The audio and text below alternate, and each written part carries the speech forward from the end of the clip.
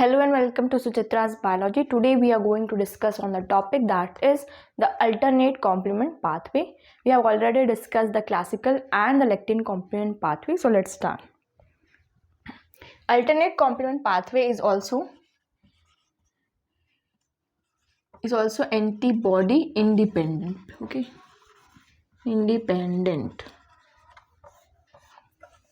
Alternate complement pathway is activated by any antigenic cell or any foreign antigen. It is activated by any foreign antigen. It does not need the antigen antibody complex. Okay, so let's see how it occurs. So suppose this is the antigen. Okay, it can be any antigen, foreign antigen that is foreign to the body. Now we have already seen that there is complement protein known as C3. Now C3 combines with water, hydrolysis will convert C3 into C3A and C3B. Okay, the C3 itself along with water converts C3 into C3A and C3B. Now there is another factor B. There is factor B that comes and binds to the C3B component. Okay, so factor B binds with C3B.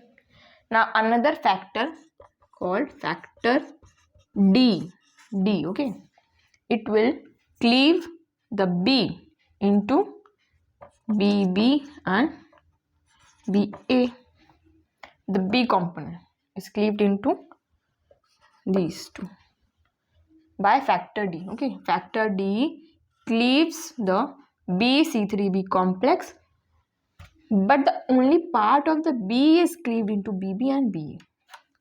Factor D can cleave B only when it is bound to C3B. It is a point to remember. Okay, it can cleave B, this B, only when it is bound to C3B. What happens next is this BB combines with C3B.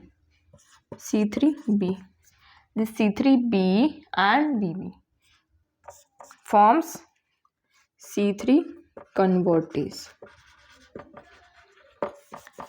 C3 convertase will cleave C3 into C3A, C3B.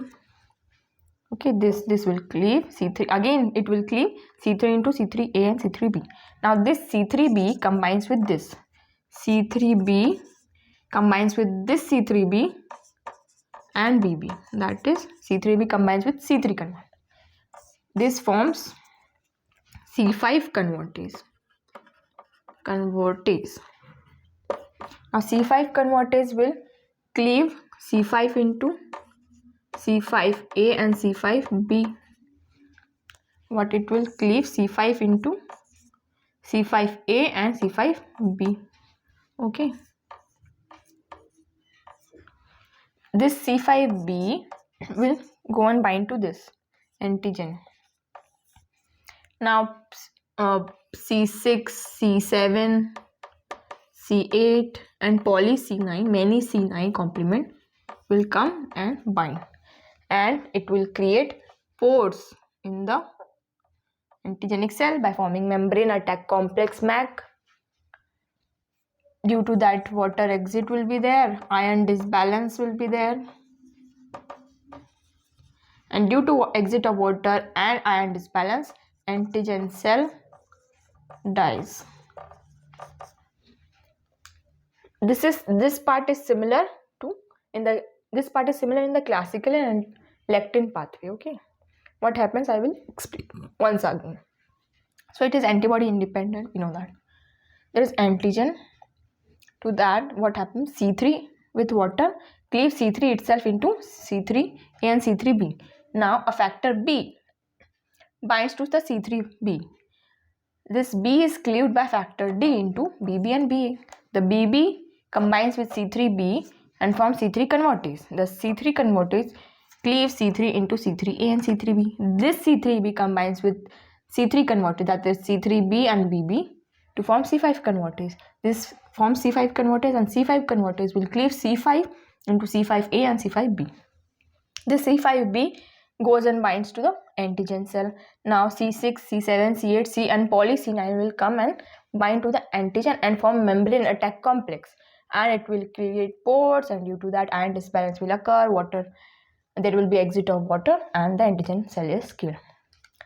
This part is similar, okay, in the rest to complement pathways, except that here is BB.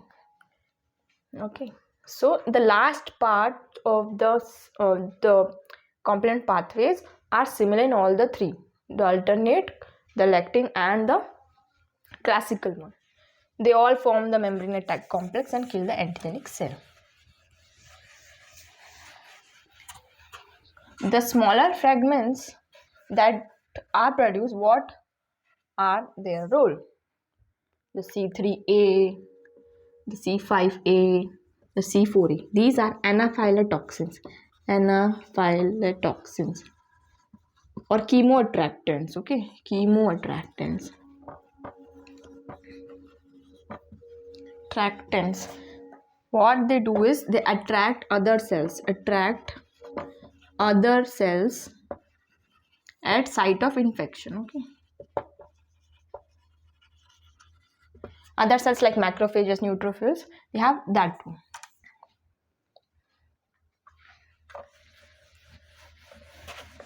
All the three pathways are similar at the end. Only the initial segment are different. Okay. So this was all about the alternate complement pathway. If you like the video, do like it, share it and subscribe my channel. Thank you.